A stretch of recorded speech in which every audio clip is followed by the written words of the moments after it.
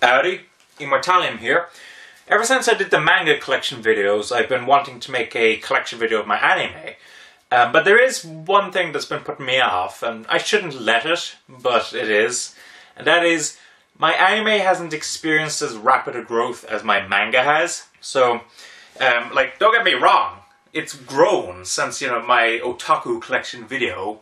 But it's not nearly as, impressive a growth as my manga, so that's been putting me off a bit. But, I should do it anyway. So basically, as before, I'm going to do two versions of this, a long version and a short version. One thing I'm going to incorporate, though, based on your guys' recommendation, is that rather than just silently going through the anime in the short video, I'm actually going to name it out. And then, if you want my opinion of each individual title, there's the long video. So, that's how we're going to do it. As before, if you want to check out the other video instead, it'll be in the link below. The description below, I should say. And anyway, let's get started. So, starting off, we have Dragon Age Dawn of the Seeker. Now, Dragon Age, I played the first game, I enjoyed it. I thought it was a great game. I have yet to play the second, because the second was taken down from Steam. And I don't really want to deal with the whole EA Origin thing. So, anyway, I got the movie because I found it dirt cheap. The movie's okay. I mean, it's kind of a iffy visual style, to be honest. And the story's quite cliche. But for the cheap price I got it, it was okay. Sky Blue, which is actually a Korean film.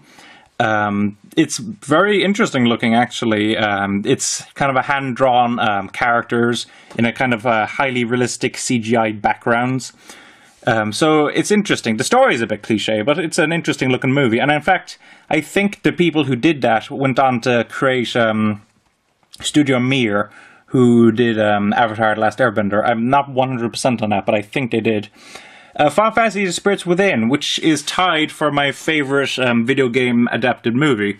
It's not an amazing movie by any means, but I enjoyed Final Fantasy: Spirits Within, which is more than most people say. I found it entertaining, I found it beautiful looking, I thought the story had some interesting philosophical questions. I enjoyed the movie. Final Fantasy VII, Advent Children, complete. I thought Advent Children was good. It wasn't anything exceptional, but as a fan of Final Fantasy VII, I liked it. Complete actually made it a lot better. I enjoyed the ending a lot more in Complete. I thought the characters were better fleshed out. Particularly that kid who just randomly showed up. I can't remember his name, but, the kid that, I guess was hanging out with Barrett's child. Anyway, it's been a long time since I've seen Final Fantasy VII or played Final Fantasy VII. Hopefully I'll rectify that with the new release of Final Fantasy VII on Steam. Metropolis, one of my favorite anime films. This was, it's not really an adaptation of, Metropolis by Osamu Tezuka. From what I've heard, the story is significantly different to the original. I would go on to say that it's more like a homage. As a Tezuka fan, when I watched it, I caught a lot more references to Tezuka than I did when I first watched it, so I definitely think it's more of a homage, and that Metropolis was just seen as a kind of a way to express that rather than an actual adaptation of the original work. Memories from Katsuhiro Otomo. Memories is actually 3 kind of short anime films in one, each from a different director. It's actually very good. The second story is the weakest, but the first and third story are very interesting, so I would definitely recommend you get this, if you can. I'm not sure if it's available anymore. Cowboy Bebop the movie. At the time when I bought this, Cowboy Bebop was unavailable. Something I'm going to rectify soon, when I actually get the complete series on Blu-ray. I've been waiting for the Blu-ray box set. Anyway, Cowboy Bebop the movie, I enjoyed it. I think I'd get a lot more out of it if I actually saw the TV series. But, it was an interesting introduction to the worlds of Cowboy Bebop. Resident Evil Degeneration, it was okay. I was playing Resident Evil 5, I remember about that time, and I wanted to kind of expand my knowledge of Resident Evil, so I got this movie for, again, cheap. And it was okay. Anyway, Steam Boy, which I think is actually better than a lot of people give it credit for. Now, it's not nearly as good as a lot of Katsuhiro Otomo's other works, but it's got a very interesting visual style, like it's very beautifully animated. Interesting story. I liked Steam Boy. Tokyo Godfathers, absolutely fantastic film. So far, I would say it's my favorite Satoshi Kon film, although I have yet to see Perfect Blue, so I don't know if that'll, change my opinion. But of the 3 Satoshi Kon films I've seen, yeah, Tokyo Godfathers is my favorite. Paprika, another Satoshi Kon film, which I enjoy a lot. It's a very good film. It isn't quite up there, I think, with Tokyo Godfathers. It's just a personal preference, but Paprika was still excellent. Dante's Inferno, again, cheap. I don't really know why I bought it. I haven't even played the game that it's based on. So, yeah, again, it was kind of interesting, the fact that each aspect of Hell was, animated by a different anime studio. So I thought that was interesting, but, the story itself isn't up to scratch. Dead Space Downfall, which isn't actually that bad. I enjoyed it. At the beginning, the animation is very choppy and kind of weak, but the animation picks up after a while, and I think it works as a prequel to the original Dead Space. Appleseed, the original film, which I thought was okay. Again, I think I watched it in the English dub, which had, Manga Entertainment's whole 15ing, I think the term is, where they throw in all these like curses and swears to try to get a 15's rating, to appeal to the teenagers. It was okay. I should probably rewatch it in the Japanese at some point. Ghost in the Shell 2.0, the only version of Ghost in the Shell that I've seen. I enjoyed it. I think it's a good movie. Very good movie. I remember the first time I watched it, this was like before I'd even started any TV anime. It was like right after the Ghibli's. I was really confused by it, as you can imagine, but I've seen it multiple times since then, and it's grown on me, so I really like Ghost in the Shell.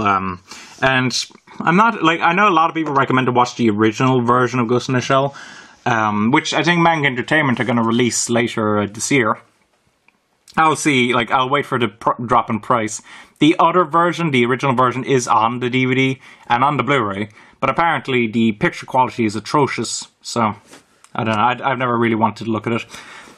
Ghost in the Shell 2 Innocence, which I personally think is, up on par with Ghost in the Shell. I was really impressed when I first saw it, and, I'm still enormously impressed by it, so I know a lot of people don't like Ghost in the Shell 2. They don't think it's as good as the original, but I really like Ghost in the Shell 2. Anyway, Skycrawlers, which is from the director of Ghost in the Shell, Mamoru Oshii. It's a slow-paced kind of film, dealing with war and all that. But I thought it was very good. It's a beautiful-looking film, and I thought it had some intriguing questions, but it isn't as good as Ghost in the Shell, I will say. Millennium Actress, the only other Satoshi Kon that I own. I'd say of the 3 Satoshi Kons I've seen, Millennium Actress is probably the weakest. It's still very good, very intriguing, but I don't think it quite reaches the highs that Tokyo Godfathers and Paprika did. Highlander: The Search for Vengeance, I remember seeing this after I saw the original Highlander, and I actually personally preferred The Search for Vengeance over the original Highlander. I wasn't that impressed with the original Highlander. But the anime film, had a great-looking visual style, some awesome action sequences. Yes, the story is completely moronic and stupid, but beyond that, I thought it was an entertaining film. Blood, The Last Vampire, the very famous, by this point, original film that, launched TV series and spin-offs, etc., etc. Only about 40 minutes long. Blood, okay, I can understand why people love it from a visual perspective, but it's a very standard story, so I don't know. Blood Last Vampire, I guess it's worth owning because of its significance, but I personally don't really see the big deal with it beyond the technical. Now, easily the worst anime that I have ever seen, Legend of the Overfiend, where is it? And Legend of the Demon Womb.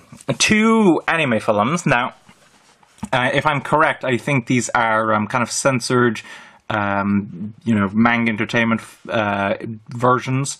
And I think there was originally 6 of them, and this only has 2. So I guess I can't be 100% you know, do I hate the whole series, like if I saw it's original or whatever, but from what I've seen, it is utterly atrocious. It is horrifically bad. It is, you know, vile and repugnant.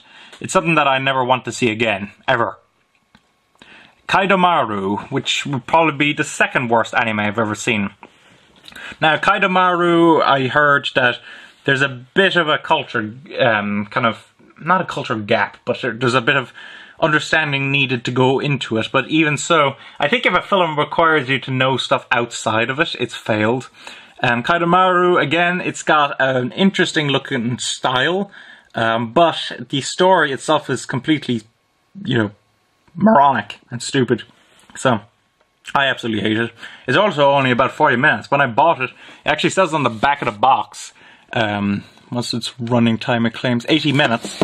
It's actually only about 40. I guess maybe they count both the English and the Japanese. This was a, you know, very early release of DVD, I think, but still horrific. Vampire Hunter D. Problem I had with Vampire Hunter D, like I know it's a classic, but I had read the original book that it's based on before watching the film. And so, you know how films based on books quite often, like, they have to cut out scenes and everything? Yeah, that was my problem. I was watching it and I was thinking, oh, that awesome scene's gone, and oh, this awesome scene's gone. Plus, the animation's very basic. It's got a nice visual look, but the animation itself is very crude and basic, so I was disappointed at that. Now, that's not to say that Vampire Hunter D is bad. You know, it's something I'm definitely happy to own. But, yeah, I think once you've read the book, you're not really going to want to go back to the film. That's just my personal opinion. Street Fighter 2, the animated film. Well, movie.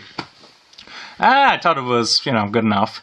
I hear it's, pretty much the best Street Fighter adaptation.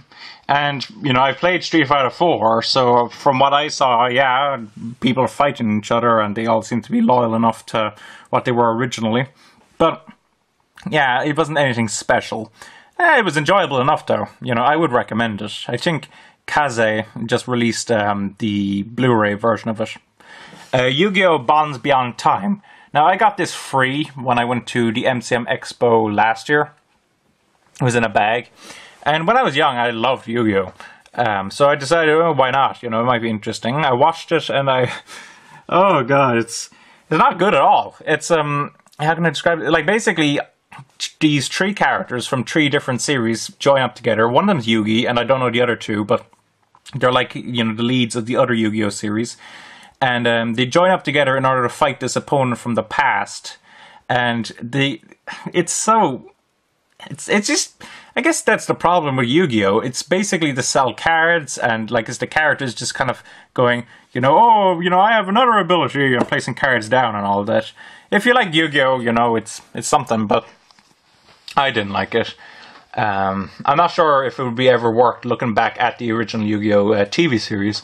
The manga, which I hear is kind of different, is getting an omnibus release now from Viz. They announced it, so I'll be interested in checking that out. How much of Yu-Gi-Oh! Because there's so much Yu-Gi-Oh! At this point, I don't know. But, you know, I am interested in checking it out. Oblivion Island, which actually won from a contest, I think it was UK Anime Net, or whatever. Haruka and the Magic Mirror. Oblivion Island was interesting. It's a 3D movie. Well, the characters themselves are 3D, with the backgrounds being hand-drawn, which is quite an interesting look. It's got a nice dub and everything, but the story itself is very, you know, children. It's not children in the good way that, you know, Studio Ghibli are. So, I thought it was okay, but it's something that I think children would appreciate much more. Or something like Panda Go Panda. Panda Go Panda is very much a children's movie. Well, I guess 2 40-minute episodes. But it's very charming, it's very likable, it's very funny. I really like the Panda Go Panda, even though it's very clearly aimed at children. So, you know, I would recommend Panda Go Panda over Oblivion Island, definitely. Even though Panda Go Panda is quite crude from an animation perspective, I think it has a great charm. Now, I have two versions of Akira. I have Akira on DVD, I have Akira on Blu-ray, and you might be asking, why haven't I gotten rid of the DVD? That's because the DVD that I have contains the original dub from, I think, was it like the early 90s? I think it's the early 90s that the dub on the DVD is, which is excluded from the Blu-ray, which contains the Japanese and the newer English dub. Now, don't get me wrong, the original 90s dub is utter crap in comparison to the new dub. But it's, you know, a completionist thing. I like owning both, you know, all the versions that I can have. Origin Spirits of the Past, which is a beautiful looking film, absolutely gorgeous, but, you know, standard story. Evangelion 1.11 and Evangelion 2.22. I really like Evangelion 2.22. I was immensely impressed with that. Evangelion 1.11, I thought was pretty good. I've heard mixed things about 3.33, with people, you know, going, you know, oh, it's amazing, and people going, oh, it's utter crap. I'll just have to see what I think. And it doesn't help that Manga Entertainment keep pushing back the release date. Summer Wars and The Girl Who Leapt Through Time from Mamoru Hosoda, who is quite possibly one of the best anime directors right now. I absolutely love Summer Wars, absolutely love The Girl Who Leapt Through Time, but I think both pale in comparison to his masterpiece Wolf Children. Wolf Children is utterly amazing. And I've been meaning to get it, it's just that the price has been a bit problematic right now, so, you know, I'm going to get it at some point because I definitely want Wolf Children. But I'd also highly recommend you get Summer Wars and The Girl Who Leapt Through Time. They're both amazing films. Redline. Redline is a visual masterpiece and a half. Like, Redline is just so beautiful looking. It is a crime to get this on DVD. This is something you have to get on Blu-ray. Now, the story itself is, I would argue that it's good. Like, I mean, I know it's a standard enough racing story, but it's, you know, it's got its twists, it's got its turns, it's got charming characters. Redline works really well, so I like it. 5 centimeters per second, which was the first Makoto Shinkai film I ever saw. 5 centimeters per second, it's probably my favorite Makoto Shinkai I've seen so far. Now, to be honest, I haven't seen that much. Basically, everything you see here is pretty much everything I've seen from him. 5 centimeters per second, I really loved. It was very emotional. It's very strong. The only thing is, the ending is a bit anticlimactic, I find. I would have liked a bit more kind of conclusion, a bit more of a conclusion, but overall, 5 centimeters per second is an excellent film. Journey to Agartha, Children Who Chase Lost Voices. Now, when I originally saw this, I actually attended a premiere in Dublin, which is the capital of Ireland. And actually, Makoto Shinkai himself was there to, you know, discuss the film. He did a Q&A session afterwards and everything, and I got a poster signed from him, so I absolutely, you know, love that. So this film is quite special to me, but I will admit it is probably the weakest Makoto Shinkai that I've seen from him.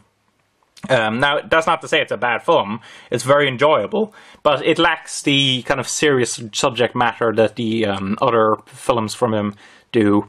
But it's still a visually lovely film, and it's got a great story in it, etc., etc. I really like it. The Garden of Words. Now, The Garden of Words, I was going to do a review originally of, but I just never got around to it. And at this point, I guess it's too late for me to do a review.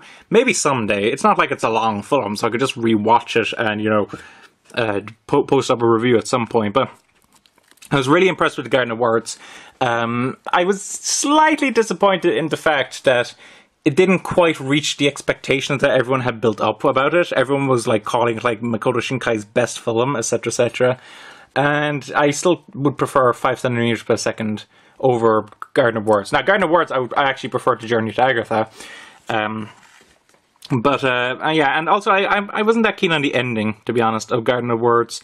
You know, it went through such a kind of cavalcade of emotions and everything, and then it's kind of ended quite cliche, so I was quite disappointed at that. But I still really like Garden of Words. I'm very happy to own it. Lupin the Third, Secret of Mamo. Now, this was actually the second Lupin the Third film I saw. You can see the other one right here, but let me discuss Mamo first, because Mamo actually came out first. Lupin the Third, The Secret of Mamo, I thought was okay. You know, it's an interesting, you know, kind of adventure film, and all that, but about it, it just kind of, it's hard to describe. It certainly didn't have the gripping feel that Castle Cagliostro had, and also I found it a bit uncomfortably misogynistic. Now, it's, when I say that, it's in a way that, you know, Fujiko Mine doesn't reach. Like, I mean, Fujiko Mine I wouldn't necessarily describe as misogynistic, but yeah, there is a lot of nudity in it and all that, uncomfortable nudity. Lupin III, The Secret of Mamo, though, I think goes a bit beyond that. Not only that, but I think the story's a bit cliche and everything. Castle Cagliostro, though, is a masterpiece. I absolutely love Castle Cagliostro. Hayao Miyazaki's first film. It's very charming. It's got a very nice, pace to it.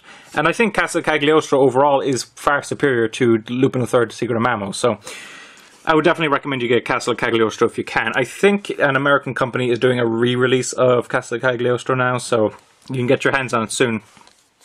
Brave Story. I can't remember who animated Brave Story. It's based on a Japanese novel. And Brave Story, it's got an interesting look, but the story itself is very cliche. I mean, it ticks all the boxes of, boy ends up in a fantasy world and must try to get home, etc., etc. So, it's very, very standard in that regard.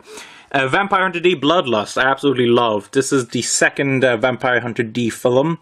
And as of this point, I have yet to read the novel it is based on, the third Vampire Hunter D book, so I don't know about, will I feel any different once I've read the book and then watched the film? Thinking to myself, oh, all the scenes that they cut out and all that. But at this point, I absolutely love Vampire Hunter D Bloodlust. It's got a great visual style to it. It's got a very engaging story. And D is actually, it seems much more developed than in the original film. So I really like Vampire Hunter D Bloodlust. It's also one of those films that you can show to most of your friends and they'll enjoy it. It's much more accessible than a lot of anime.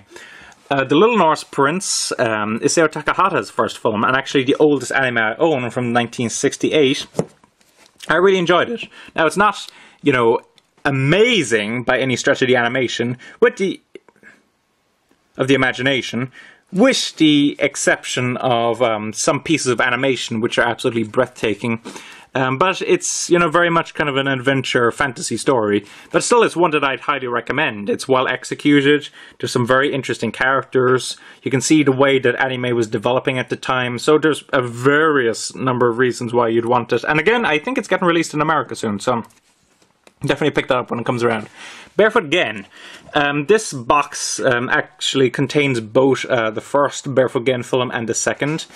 The first Barefoot Gen film I really loved. It was, a tough, emotional little film showing the kind of ravages that the atomic bomb had on Hiroshima. The second film, though, I wasn't as keen on. I thought it was, very much a kind of a standard, boys just kind of messing around and, getting life together. I can understand why it was made. The manga kept going and it kind of showed the reconstruction and everything. And that's what the second film does. But, I definitely do prefer the first film to the second. Nausicaa of the Valley of the Wind. Now we're getting into all of the Ghibli, so be prepared for a whole bunch of praising. So, Nausicaa of the Valley of the Wind, I absolutely love. It's, a visually amazing film. It's got great themes, it got great characters, etc., etc. The only thing is that I have yet to read the manga.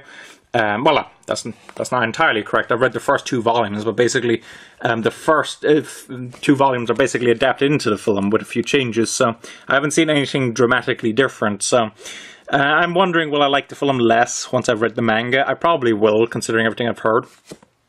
But at this point, I still love the film very much. Laputa, Castle in the Sky. Really enjoyable film. It's got a great sense of adventure, it's got great characters, etc., etc. The only thing that I don't really like about Laputa is the fact that the villain is so one-dimensional in comparison to, other Studio Ghibli villains. I mean, I don't want to talk about Princess Mononoke yet, but Princess Mononoke's villains are so deep and rich, whereas Laputa's is so bland, I guess you could say. But besides that, it's a brilliant film. I really enjoy it. My Neighbor Totoro. Do I really need to talk about My Neighbor Totoro? I guess I better. My Neighbor Totoro was the first Studio Ghibli film I saw, excluding Spirited Away, actually, which I saw when I was much younger. But it was the first one I'd seen with the, notion that it was Studio Ghibli and, the fact that it was anime and all that. My Neighbor Totoro, of course, is a masterpiece. Anyone who says it's not, I don't want to say that they're wrong, but, to me they are. I mean, My Neighbor Totoro is an amazing film. So, I just simply want to say that. Grave of the Fireflies, again, it's a brilliant film. The thing is, it should not have been paired with My Neighbor Totoro. I mean, My Neighbor Totoro is such a sweet, charming film, and then you go to Grave of the Fireflies, and all of a sudden, it's all, you know, people dying and war, and it's a very tough film. And I mean, I've seen Grave of the Fireflies probably twice now, and I will see it again someday, obviously, but I mean, it's not one that I'd want to watch over and over again, unlike many other Studio Ghibli films. It's very tough. But it's a brilliant film, and I really recommend it. Kiki's Delivery Service. Kiki's Delivery Service, of the ones that I've mentioned so far, it's probably among the weaker. But it's still a really good movie. You know, it's very charming. It's got, you know, a kind of a... How can I describe it? Like a coming-of-age story. And the other thing I really like is the fact that I think it was the last vocal performance of Phil Hartman, you know, Troy McClure from The Simpsons, before he got killed by his drug wife. Ugh, tough topic to talk about. But anyway, I really like Kiki's Delivery Service. Only Yesterday, which I believe is unavailable in America, actually. It's one of the few Studio Ghibli films unavailable. Which is surprising. Like, I really like it. A lot of people really like it. Again, it's from Isao Takahata, and he seems to deal with topics that, you know, other Studio Ghibli films don't. Only Yesterday is kind of a combination of, you know, a coming-of-age story, as we see this girl growing up and kind of figuring out things as she goes along, and kind of her adult... well, the adult form of her, I guess, looking back on her life and kind of seeing, you know, how she changed and everything, and, you know, is life, you know, as good as she thinks it could be. Anyway, Porco Rosso. Porco Rosso, again, it's one of those films that I think a lot of people, they say it's, you know, like an underrated piece from, you know, Hayao Miyazaki. And I wouldn't quite go so far as to say that. I mean, I like Porco Rosso, don't get me wrong, but I don't think it's underrated. It might actually be a bit overrated, considering all the hype that everyone gives it. But I really like Porco Rosso. Ocean Waves, this was a straight-to-TV film that was made from Studio Ghibli. In fact, I think it's the only TV movie made by Studio Ghibli. And it was to kind of foster talent in the staff, you know, besides the main directors, you know, like, at that time, Hayao Miyazaki and Isao Takahata were the only ones really directing films from Studio Ghibli. So they made Ocean Waves to try to help kind of promote the talent. And it's a really good movie. I really like Ocean Waves. Of course, considering it's a TV budget, you know, the animation isn't anywhere near as good as the other Studio Ghibli films, but the story itself is very charming, as we kind of see this kind of love develop between these two characters. It's very complex, but I really like it. Pompoko. Pompoko's weird. That's the best way to put it. It might actually be the weirdest Studio Ghibli film I've seen. Pompoko, it's about these kind of... I think they're called raccoon dogs in Japan. Well, actually, they're called raccoon dogs over here, and I think they're called... Is it tanuki? Over in Japan? I might be pronouncing it wrong, but... you know, there are these kind of raccoon dogs. And it's kind of them dealing with, you know, environmentalism and all that. And it's kind of a weird form of eco-terrorism. It's a quite interesting film. But as I said, it's weird, and among the, you know, Isao Takahata is like, it doesn't quite live up to Only Yesterday and Grave of the Fireflies. Whisper of the Heart, which is a really, really good movie. I really enjoy it. It's very different again from a lot of other Studio Ghibli films, and that has no fantasy elements. It's just kind of pure drama, which I really like. It's about this girl, she wants to write a novel, and she comes across this Baron statue in a shop, and she gets a great idea for a story and everything. So it's a really charming movie. The ending's a bit kind of...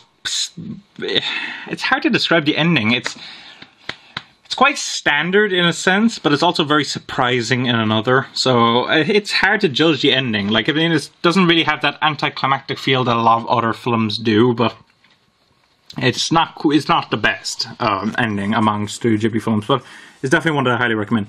Princess Mononoke, I know it's a standard choice for, you know, favorite Studio Ghibli film, but it truly is my favorite Studio Ghibli film. I can't, you know, change my opinion based on the fact that it's a standard, you know, kind of film to pick.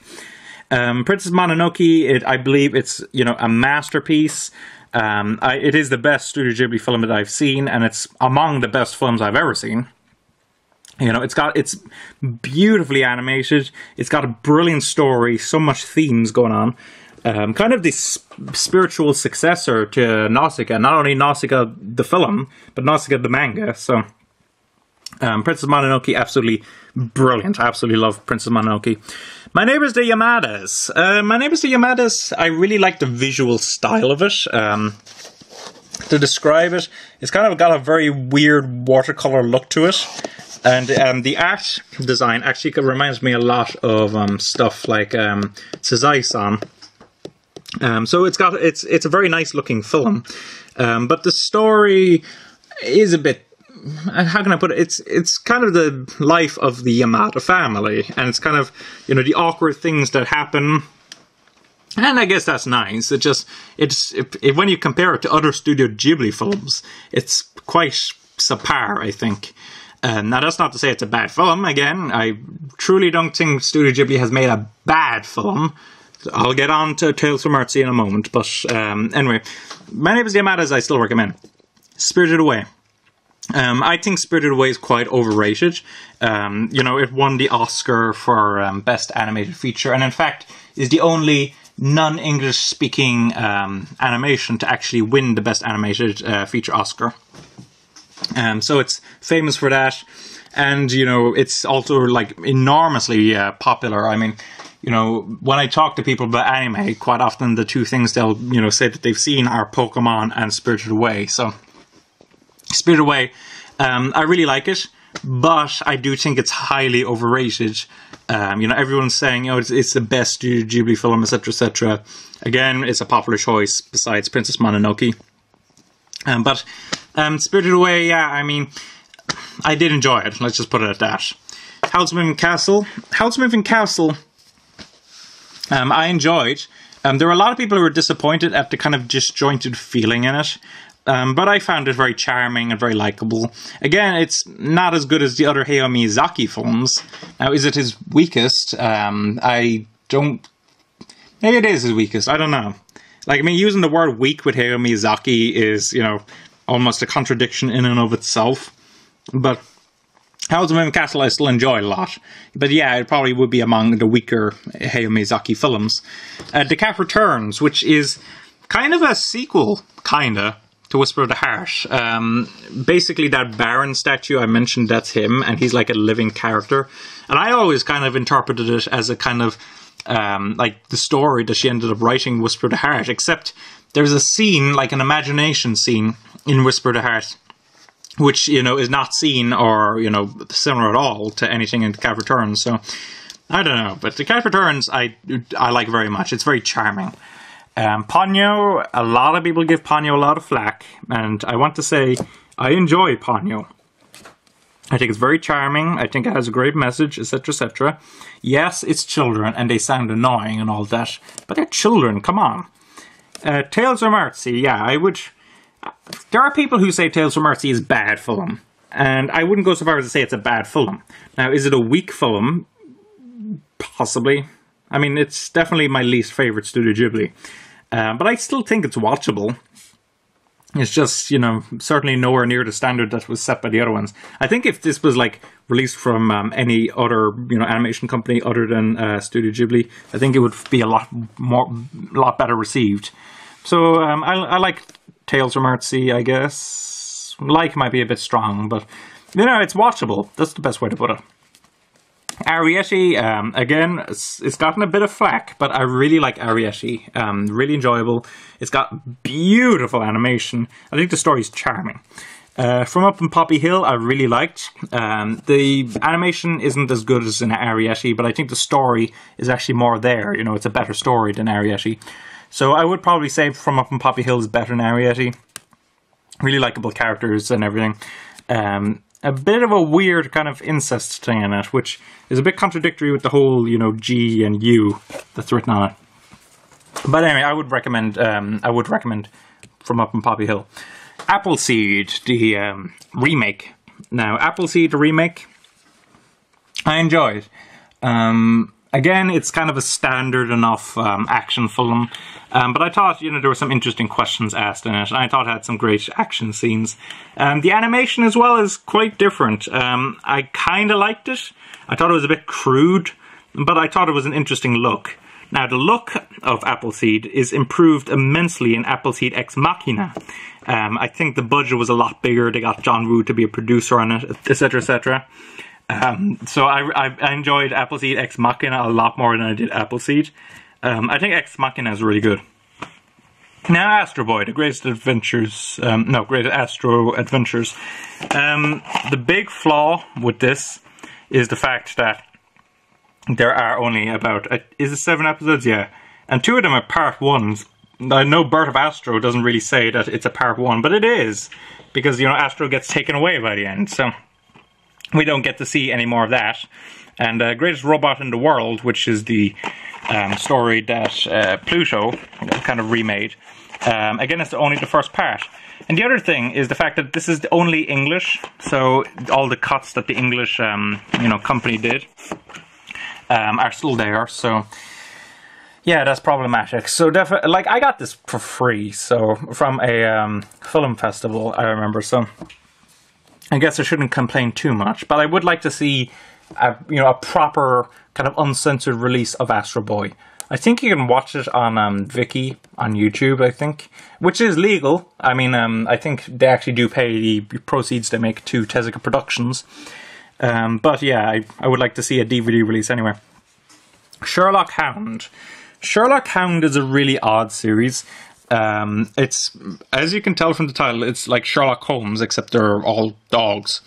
And of course, you might be wondering, why the hell would you buy that Immortallium? It sounds crap. Well, take a look at the name. Hayao Miyazaki. Hayao Miyazaki is a selling point, and I really wanted to see the series because of that. But it's a really mixed series for me. And when I say really mixed, I mean really mixed. I mean, there's a couple of episodes there that I give 5 stars. And there's a couple of episodes I give 1 star. And anything in between. So Sherlock Hound, I mean, really mixed series for me. That's the best way to put it. There are some episodes I really enjoyed. Some episodes absolutely despised.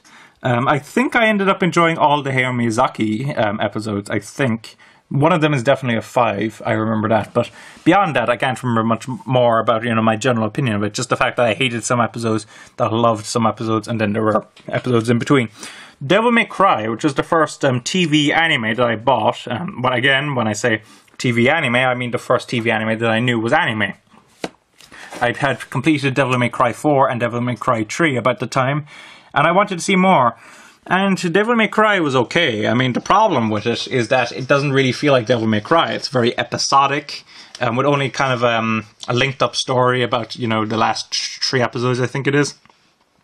And there's this kind of weird thing with the strawberry milkshake, I think, or something like that. And there's a few characters introduced that aren't seen in the games. When I say characters, I mean like the annoying little girl and the guy who gives Jaws, I think. So I think they could have handled Devil May Cry, the animated series, a lot better.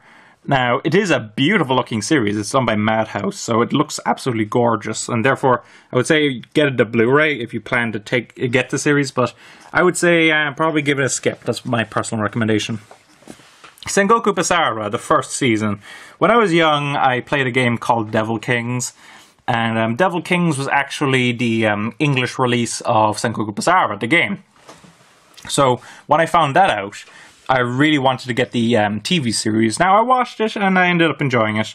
But Sengoku Basara is kind of a standard action kind of thing, with not much more to recommend it, except for the fact that there's some very cool action scenes and that it has some very nice looking animation from Production IG.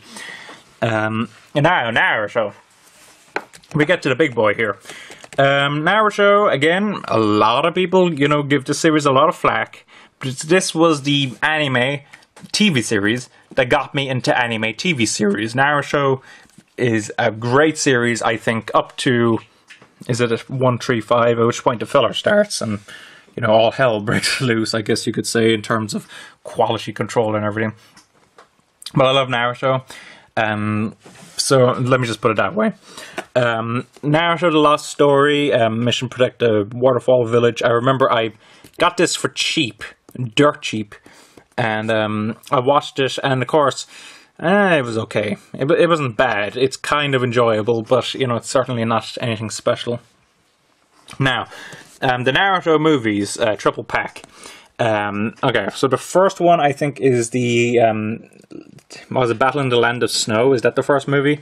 And I thought that was an okay film. I mean, I really liked the animation in it and all, but it is quite standard. The second movie, Stone of Galil, is that what it's called? I hated it. I absolutely despised it. Now, my biggest reason for not liking it at all is the fact that it seemed to try to introduce too many things. I mean, there was a bit I remember they were talking about the fact that there was all these kind of colonizations across the sea, and I was thinking, that's major stuff. You know, and it's never going to be touched on in the series again, etc. And not only that, but the characters are much more unlikable in the second movie, I think, than in any of the other films. So, definitely my least favorite Naruto film.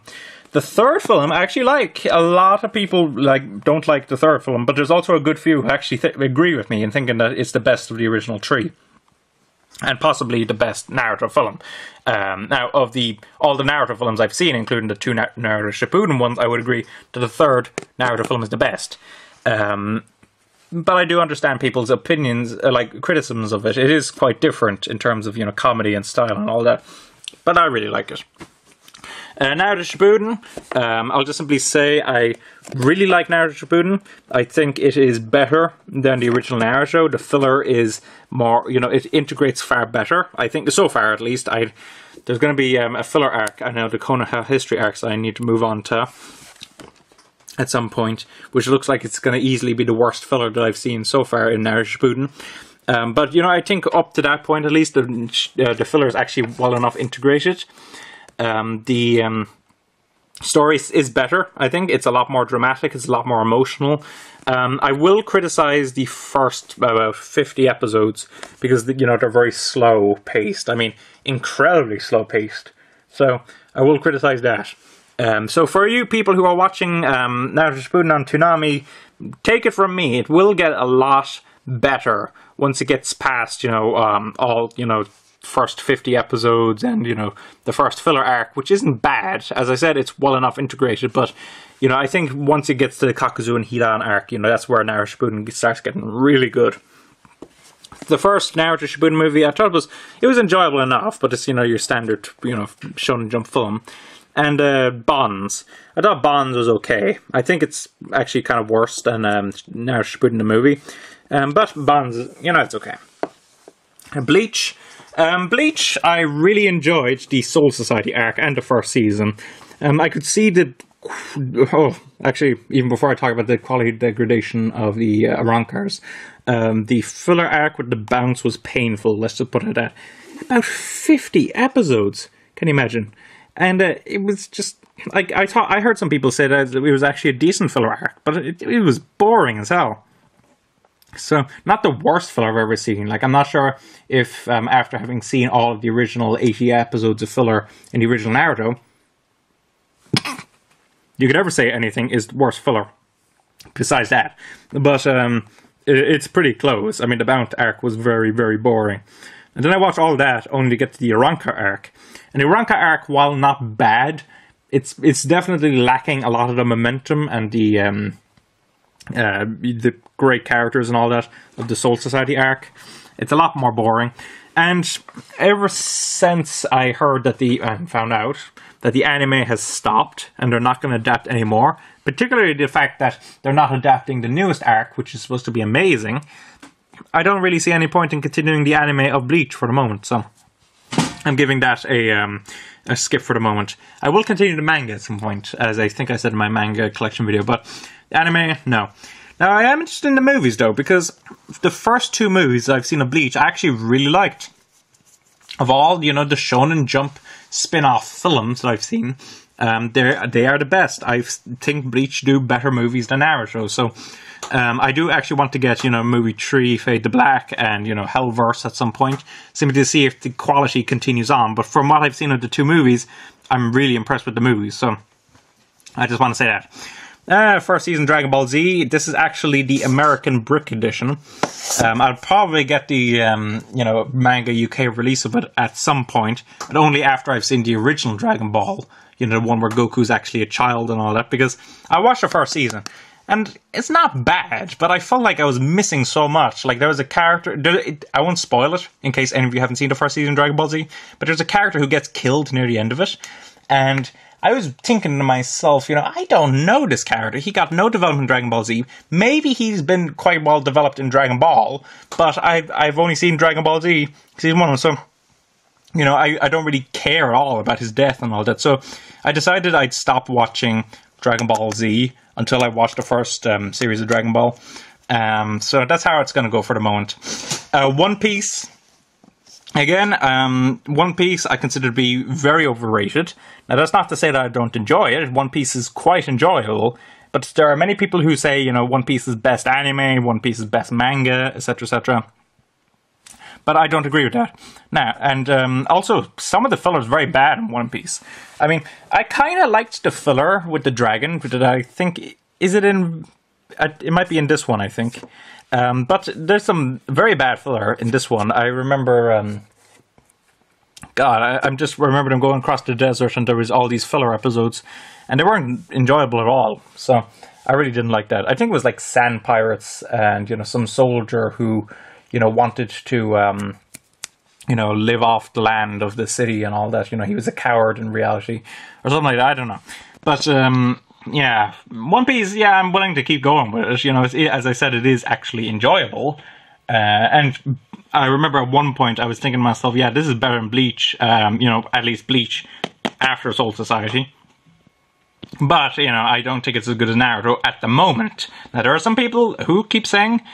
Immortallium, it gets better later. I've seen over 100 episodes. I've read 15 volumes of the manga. If it hasn't gotten great at this point, that is a flaw in and of itself. And I think I've said that a lot. Death Note, the complete series, I absolutely love Death Note. The one thing I will say is that I think pacing is far better handled in the manga than in the anime adaptation. But... Death Note is still really good. I really enjoy it. And of course, from Studio Madhouse, the visuals look great, and Viz give it a brilliant English dub. So, for those reasons, the anime is a great watch. But I would prefer to read the manga if given the choice. Fairy Tail. Fairy Tail. Fairy Tail is a bit of a problem, I guess one could say. And that is, Fairy Tail... God, I don't really want to talk about this much because I'm afraid of offending people. Fairy Tail, okay, let's just give my opinion. Fairy Tail is kind of enjoyable. Now, of the ongoing shonen shows that I've seen, comparing it to Naruto, Bleach, One Piece, etc., etc., it is the weakest I've seen so far. Now, keep in mind, I've only seen episodes 1 to 48. Now, there are some very nice arcs. I actually quite enjoyed that arc to do with the tower that was being built.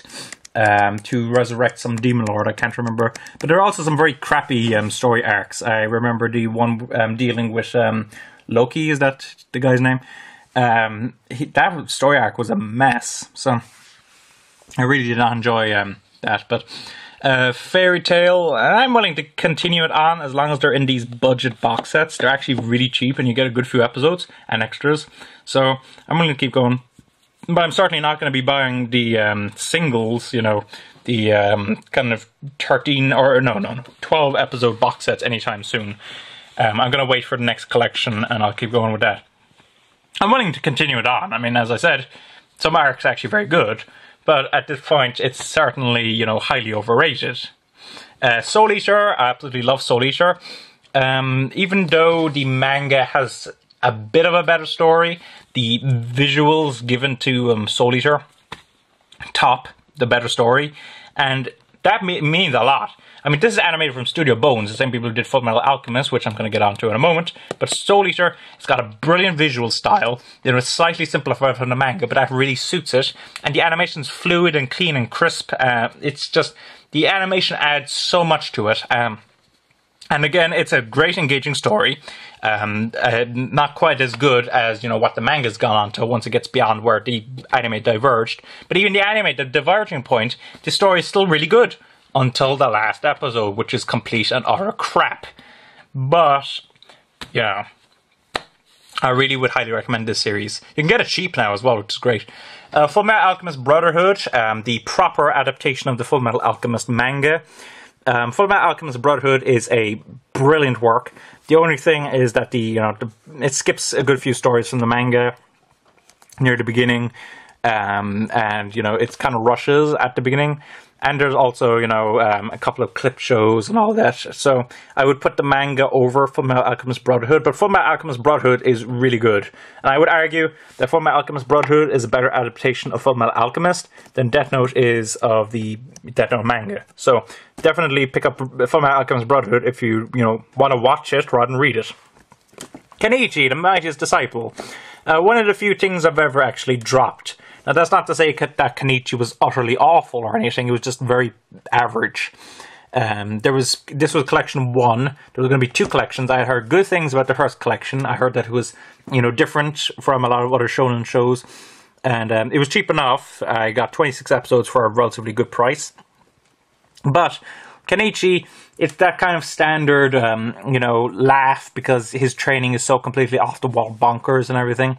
I just don't think Kenichi is anywhere near as good. In fact, it's having read Ranma now, the first 4 volumes of Ranma, there seems to be a bit of Ranma in it, in its kind of DNA. Now, Ranma handles it far better. Ranma is actually hilarious, whereas Kenichi is, not. So that's the best way to put it. I dropped Kenichi, but I wouldn't say it's awful. It's just not good. Elemental Jaleid now, which is genuinely awful. Elemental Jaleid is one of the most standard shonens that I've ever seen. It is a painfully average story, very crude background animation, very kind of stiff fights, unlikable characters, and some really, really weird jokes. There was one where the lead character gets possessed and tries to strangle one who you can see there. And another guy comes in and he's like, she's in the bed and your man's on top of her strangling her, and the guy comes in and he says, I know you love her and everything, but you shouldn't be doing that or something like that. I'm thinking to myself, is that meant to be funny? Because that isn't. So Elemental Jaleid's awful. The only thing that's actually really good about Elemental Jaleid is the fact that its opening is so cool. I would recommend you check out the Elemental Jaleid opening, but beyond that, Elemental Jaleid, very average. At least I got it in a deal of the week, at least. Claymore. The Claymore anime I saw once before, a couple of years ago as part of an all-nighter. I watched all 26 episodes in one night with a friend who's a big fan of the manga. So that was a great experience, I remember. But I lost a lot of details because of the fact that it was back-to-back all the time. So I actually found this cheap recently and bought it for myself and just rewatched it. And it's really good up to the last episode, which is one of the most crap endings I've ever seen to an anime. It is a truly awful ending. But I really do want to continue on with the manga at some point. Afro Samurai. A lot of people say Afro Samurai isn't anime because of the fact that it was, produced with Western money, that there was no Japanese language dub of it, etc., etc. But I count Afro Samurai as anime. I mean, it was made in Japan. It was animated by Studio Gonzo. It was released as anime, etc., etc.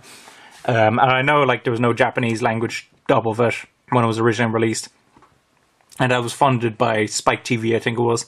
But I really enjoy Afro Samurai. Resurrection is much better than the actual Afro Samurai, I think. But I still recommend both of them. Black Lagoon. Black Lagoon I enjoy a lot. I think the second season is better than the first, to be honest. But I enjoy both seasons, and I really do want to get Roberta's Blood Trail at some point. I also want to check out the manga. One of my biggest issues with Black Lagoon was the fact that there were a lot of characters who didn't get proper development, I think. So hopefully the manga will, solve that. Now, from what I've heard, it hasn't solved that as of yet, but the manga's, actually being published now again, after a long hiatus. So, who knows, maybe the mangaka will fix it. Again, as I said in the other video, Fujiko Mine is missing over here because I'm actually watching it with someone else right now. Fujiko Mine, as a Lupin fan, which I guess I can't really say, I guess, because I've only seen that and the 2 movies. But I really enjoyed it. I thought it was a beautiful looking series from the director of Red Line. You know, he was the art director for that. Soundtrack was awesome, you know, Shinichiro Watanabe. And I thought it was a great story overall. So I really liked, you know, the woman called Fujiko Mine. But I, you know, will have to check out the original Lupin at some point. Ghost in a Shell. I really enjoyed Ghost in the Shell Standalone Complex.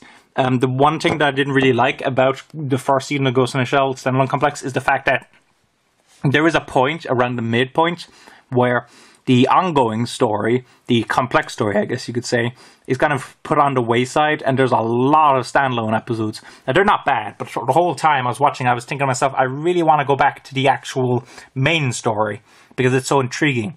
So, you know, I do find that as a bit of an issue. And which something I don't find with the second season. The second season, I think, is much more cohesive, and I think overall better. Now, a lot of people disagree with me on that. A lot of people say the first season is better than the second. But I personally think the second season is better. That's just my opinion. I think Solid State Society is a good sequel as well. I would like it to have been a bit more conclusive.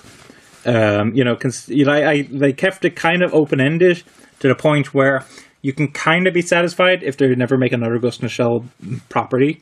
You know, at least standalone complex. And it leaves enough room for a sequel. So now they're doing those Arise, so I don't think they'll ever make another standalone complex. I would have liked a bit of a more conclusive ending, therefore, but, you know, I still enjoyed the film a lot. Hikai J, which I thought was very average, best way to put it. To the point where there were some good episodes, but there were some utter crap ones. And, you know, anything in between. So I would not recommend Hikai J. A lot of people really like Hikai J. I don't.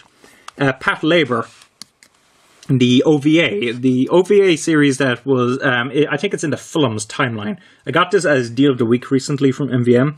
And I really enjoyed Pat Labor, the OVAs. It started out a bit slow. But after a while, you know, there were some very intriguing stories. It was very charming characters, etc., etc. I really liked it, and I'm hoping, you know, to get more Pat Labor at some point. The only thing is MVM don't release anime films anymore, which is disappointing. So I don't think we're going to get the, you know, anime films of Pat Labor, which is disappointing because that's where the timeline of this lies in. In all likelihood, we'll get the TV show, which, you know, I'm very happy with. It's just I'd like to see the films first and then the TV show. Gundam Seed, which I really enjoyed. Gundam Seed is the own, well, and this now actually.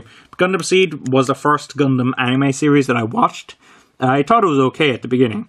But then I watched it in Japanese, and the Japanese was miles better than the English, so it really worked well. So it's got great animation, it's got great characters, got great fight scenes, it's got some very intriguing, you know, themes to do with, like, you know, genetic engineering. So I really liked it. Again, it gets a lot of flack, but it gets really well received in Japan. It was enormously successful, so I'm not the only one who liked it. Destiny now. Destiny is the very controversial sequel to Gundam Seed. And Destiny, I think, is weaker than Gundam Seed. The characters aren't as likable, the themes aren't as cohesive, neither is the story. The animation is better, I will say, about Gundam Seed Destiny, but overall, yeah, Gundam Seed is better than Gundam Seed Destiny, that's what I'll say. Code Geass, amazing. Code Geass is utterly amazing. Code Geass is my second favourite anime of all time, and for good reason. It has my favourite anime character ever, Lelouch, who I think his character development is absolutely superb. You know, it's a story that, you know, deals with nationalism, deals with sacrifice, etc., etc. It's got some awesome...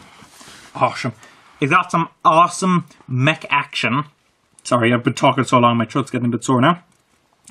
And it's, you know, a really good series overall. Something that I'd highly recommend. And actually, one thing I'll point out is that I actually have the second season autographed. I'm not sure if you can see it. The signature, one sec, from Johnny Bosch, the voice of Lelouch himself. So I think that's really cool. I have another signed series, but I'll show that in a little while. The next is Planet Ace. Planet Ace is this kind of realistic sci-fi, which I really enjoyed. I would love to rewatch it at some point, but it's one of those slower animes that works really well when you watch it by yourself or with, someone, who has a lot of time to spend with you. But it's not one of those animes that works well when you have a couple of friends over. So it's got great drama, it's got great animation, etc., etc. I really enjoy it. Actually, it's based on the manga, which was done by the same author who did Vinland Saga. So that's a selling point for it. It's I don't think I've ever rewatched it, which is a shame because I would really like to rewatch it at some point. It's just I have lots of other anime to watch, and as I said, it's not one of those series that you invite all your friends over and sit down and watch it. Freedom, which is basically made to promote noodles of all things, and as you can tell from the character there, the character designer was Katsuhiro Otomo, the guy who did Akira and Steam Boy. And I really like Freedom. The first episode is a bit pointless, and the last episode isn't as conclusive as I would have liked. But it's a really charming series overall, so I really liked it. Jurusei. I bought a long time ago, I remember, from HMV. And I enjoyed Jurusei overall. It's got some problematic pacing issues, but I think it's a beautiful looking series. It's got some intriguing characters, it's got some nice fight scenes. Overall, I would recommend Jurusei, and I don't think it deserves the flack that it gets. Noin is a really good series. I really like this series.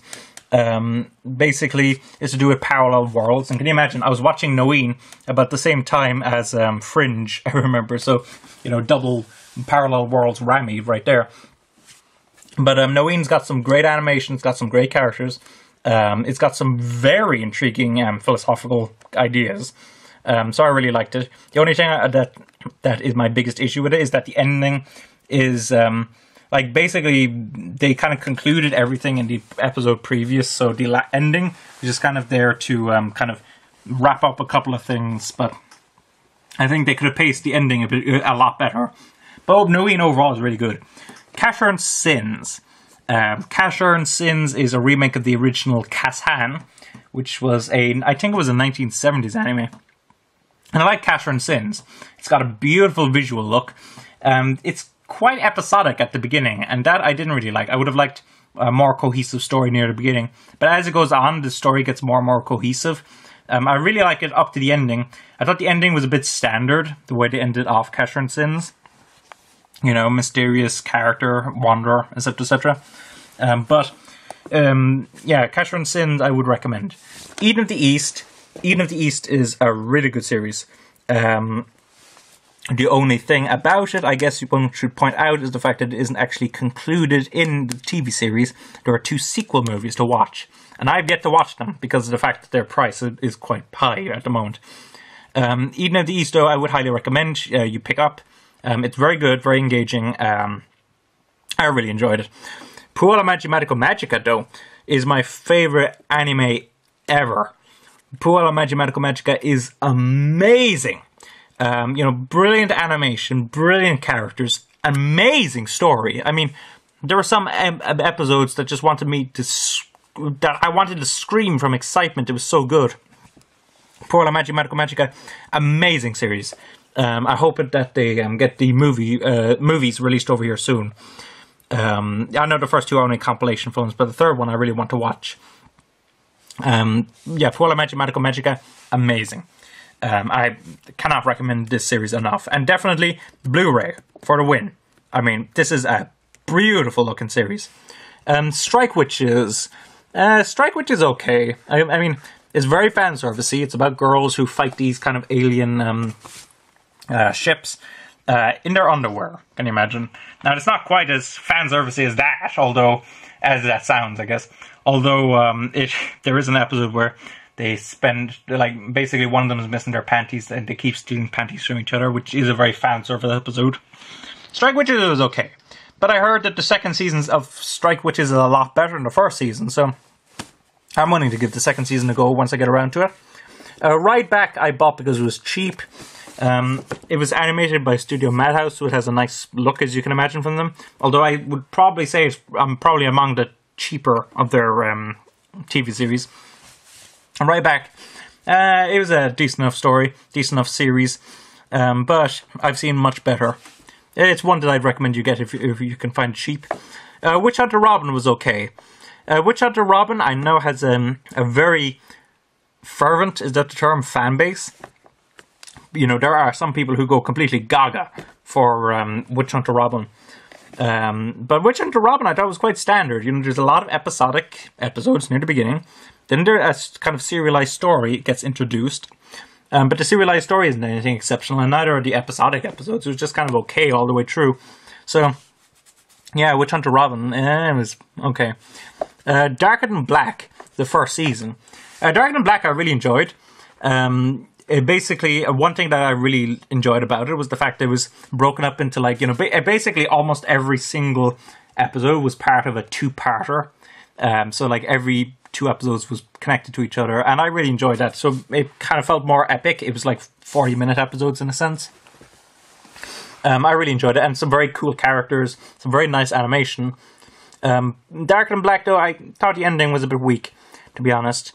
Not the very ending, but something that was led up to the ending, if you can understand that. So I thought, you know, that could have been handled a bit better. I don't know if I'll ever get the sequel. I probably will at some point, but people have told me that the sequel isn't anywhere near as good as the original series, so I don't know. Tiger and Bunny, I absolutely loved the series. Something that put me out for so long was the price of it. It was quite pricey, for the UK editions at least. But I found it for cheap enough recently, so I got the whole series. I won the first one in a contest for free, so with that, you know, I saved some money on that. I watched the whole thing, absolutely loved it. The thing that annoys me though is that the last episode of Tiger and Bunny ends on such a cliffhanger. And the movies they've made are apparently, they don't deal with that cliffhanger at all. It's just, you know, kind of spin-off stuff. So I really want a second season of Tiger and Bunny dealing with that ending. But, you know, as far as I can tell, they haven't dealt with that yet. Now, the movies have done well, so they're bound to make a sequel at some point. Well, I should say Holic, I think. I think it's properly pronounced Holic. They skipped the X's, but... Clamp series. An adaptation of Clamp series, I guess you should say. Holic. It was a good series. It was a very episodic series, and as an episodic series, there were some very good episodes. There were some bland episodes. Holic, overall, I got it for dirt cheap. And Holic, I would recommend.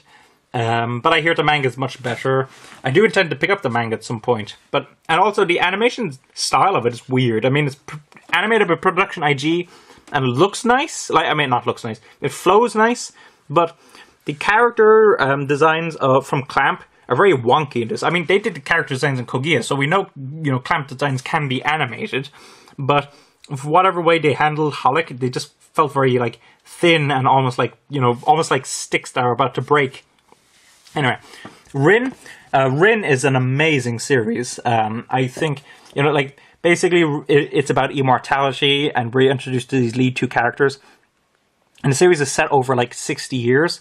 So we actually see the characters around them age and die, and, you know, their descendants become helpers for, you know, the lead characters. But the lead characters are the same the entire time. And it's an amazing series, something I'd highly recommend. Unless you're particularly, you know, finicky with, you know, gore and, you know, sexuality and all that. It is quite sexual, it is quite gory. But Rin is amazing, and something I'd highly recommend. Black Blood Brothers. I thought it was a good enough series. The thing is, it ends on a big cliffhanger. It never continued. So I thought up to that point it was good enough. Quite kind of enjoyable. Nice animation, some decent characters, some decent fight scenes, some good comedy moments, etc., etc. I thought it was a good enough series. But, you know, that ending is very anticlimactic, considering the fact that we get a big revelation at the end. And then, you know, nothing continues on. So, yeah, I was disappointed. Corpse Princess, or Shikabane Hime. Basically, this is actually 2 seasons. I know this is a complete series. Basically, you have the first half and the second half. The first half was very average. Kind of standard, you know, beat 'em up and all that. And the second season, I actually liked even less. Some characters were introduced which were completely unlikable. This one, I can't remember. Her name was something Flesh or Flesh something. I can't remember. Was it like... No, it couldn't be Flesh Galore. I can't remember. Anyway, and also the ending is horrific. I mean, you know, I say that Claymore's ending is bad, and I say, you know, some other series endings are bad. Corpse Princess, its ending is bad. Anyway, Red Garden. Red Garden I did a review of, and my opinion of Red Garden is very, very mixed. The dramatic sections of it, the more realistic sections of Red Garden, are brilliant, I think. But the supernatural or fantasy elements of Red Garden are so shoddily done. You know, they're horrific. And the OVA, which acted as a kind of a sequel, which I thought could have, you know, been very cool, is one of the most weird sequels I've ever seen, and not really that enjoyable. So I was quite disappointed at that. Hellsing Ultimate 1 to 8. I absolutely love Hellsing Ultimate. It's great. I really enjoy it. I'm looking forward to parts 9 and 10 coming out. I think Funimation said they're probably going to release it later this year, so the UK will probably get it sometime early next year. But yeah, Hellsing Ultimate I absolutely love. I think it's a really good series. Beautiful look. You know, awesome action scenes. It's not deep or anything, but I really enjoy it. Blood Sea. Blood Sea is very controversial. I think it has a really slow start. But as the series progresses, it gets progressively better until you finally reach the twist, which some people don't really like. I liked the twist in Blood Sea, but I can understand why some people wouldn't like it. High School of the Dead. High School of the Dead.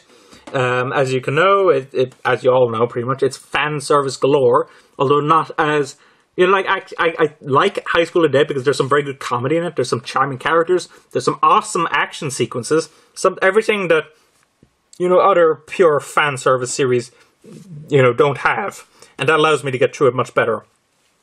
So I really enjoy High School of the Dead. Bacano is fantastic. Absolutely love Bacano, the original story at least. The OVAs were okay. I mean, like, they were good enough, I guess. I mean, if I only saw, like, I mean, I guess if I wasn't comparing the last 3 OVAs to the actual TV series itself, they would be really good. But, yeah, once you've seen the TV series and then you go on to the OVAs are quite disappointing. And anticlimactic. But the TV series itself is fantastic. Absolutely love Bacano. Romeo x Juliet. Romeo x Juliet, as you can guess from the name, it's based on Romeo and Juliet, you know, the Shakespeare play. It's animated by Gonzo, I think, and it is a really good series up to the end, at which point the ending is very anticlimactic, let's just put it that way. As you can tell, I do have a thing for ends. And anime, I think, isn't as conclusive as it would want to be quite often because of the fact that it's based on manga or anime and all, or not anime, manga and light novels and all that. But Romeo x Juliet had a complete play to base on, and it introduced all these fantasy elements to the point where it was an original work. So I don't see why the ending couldn't have been much better. Now, Moribito, despite being only an adaptation of the first book in a series of 10 books, has a really good ending. So Moribito I really like. I think there's some really nice characters in it. It's a really good series overall. Something I'd highly recommend. Sorry if I'm going faster and faster. Just my throat is in pure agony right now. Spice and Wolf. This is the one. This is the other thing I have signed from. This one's from J. Michael Tatum, who voices Kraft Lawrence. I think this series contains J. Michael Tatum's best vocal performance. It's a really good series. It's about economy and all that, which most people use as a selling point. But it's got this brilliant dynamic between its two lead characters. It's so charming and likable. It's something I would highly recommend, and I really want to check out the books, particularly since the second season ends on a cliffhanger, and there hasn't been a season 3. So, light novels are being released in English. I don't see why I shouldn't get them, considering the cliffhanger. Slayers. I really love the Slayers. I think the first season is the weakest. I then think Try is next one. Followed then by Evolution R, and then the best one I think is Slayers next. So I really enjoy Slayers. It's a very funny fantasy series, basically fantasy parody, but also it's a great homage to fantasy. It's really likable. I really enjoy it. What more can I say on that? Negima, the complete series 2. I've yet to see the first Negima series because I think it was released by this company Revelation Films, which don't release anime over here anymore. So I don't know if it'll ever get relicensed, but hopefully at some point it will, because I would like to check out the first season. Series 2 of Negima. It's a kind of a remake of Negima. It's much more comedic, much more nonsensical, I guess. It's a kind of original story after a whole vampire thing. And I enjoyed it. But I've gotten the manga since then, only like the first 2 omnibuses, which was like the first 6 volumes. And it is better. So I would say probably watch this first and then get the manga, because once you've read the manga, there's not really any going back to this. The World God Only Knows. Now, I remember when I first got the first season of World God Only Knows, I was a bit mixed on it. It's funny. But it is, I had some big issues with it. Some explanation stuff, the way some characters reacted to these whole fantasy elements, etc., etc. The second season resolved some of that. And I know the third season, which has yet to get an English release, solves it even further. So, I really like The World God Only Knows. Haru Suzumiya, I really love the first season, except for that last episode, which is quite boring. Haru Suzumiya Season 2, I really like the episodes, except for the Endless 8, which I don't think is too bad, actually, if you only watch, like, the first, second, and third episodes, is it? Not third. First, second, 8th episodes. And skip the middle ones, because I think that works a lot better, even though, so, it is a bit, kind of, wearing a bit. The Disappearance of Haru Suzumiya, really good film. It's, I think, tied for the longest anime film at about 2 hours, 45 minutes. Really good. I really love The Disappearance of Haru Suzumiya. Fruits Basket, the complete collection. Fruits Basket, I really enjoyed, but the ending was fairly poor, and it wasn't as good as people were making it out to be. So I was a bit disappointed in that, but it's something I would still recommend. Ouran High School Host Club, still the best, anime comedy that I've seen. Squid Girl, which, it's kind of average. Not overly funny, some interesting jokes, but quite average. K-On! Really funny series, very charming series. Great looking series as well, coming from Kyoto Animation, although I think the animation done in Clannad and Hrui is better than in K-On! It's still a really nice looking series, and something that I would highly recommend you pick up. I intend to pick up the second season box set at some point. Clannad is amazing. Like, the first season is really good, but after story is out of this world. So Clannad is something I would highly, highly recommend. It is among the most emotional thing ever that I've ever seen. So, highly recommended. Bamboo Blade, I think it might be the only sports anime I have. I'm kind of flicking through my anime that I have right now, and as far as I can tell it is. Of course I'm getting tired now, so if I've missed something, forgive me. But Bamboo Blade's about kendo, and it's a really good series, really charming, really lovely looking. Something I would highly recommend. And finally, the anime that I've watched, Welcome to the NHK. Welcome to NHK, based on the book, the famous Welcome to the NHK book. It deals with Hikikomori, which is a guy basically who was just shot in. He never comes out of his room, etc., etc. And it deals with all these aspects of otaku-ness, kind of the Lolita complex, pyramid schemes, anime. What's that city called again? There's this particular place in Japan, which is basically called the Mecca for otaku. They go there with one episode. It's a really good series, something I highly recommend overall. I really like Welcome to NHK. And also, I'll just show some anime series that I've yet to watch. Samurai 7, Mobile Suit Gundam Wing, and the sequel to Mobile Suit Gundam Wing, Endless Waltz. Okami-san and Her 7 Companions, A Tale of Memories. If you want to count Legend of Korra, I may as well count Avatar. Some people count them, some people don't. They're not really anime, but they are very much anime-inspired, so some people do.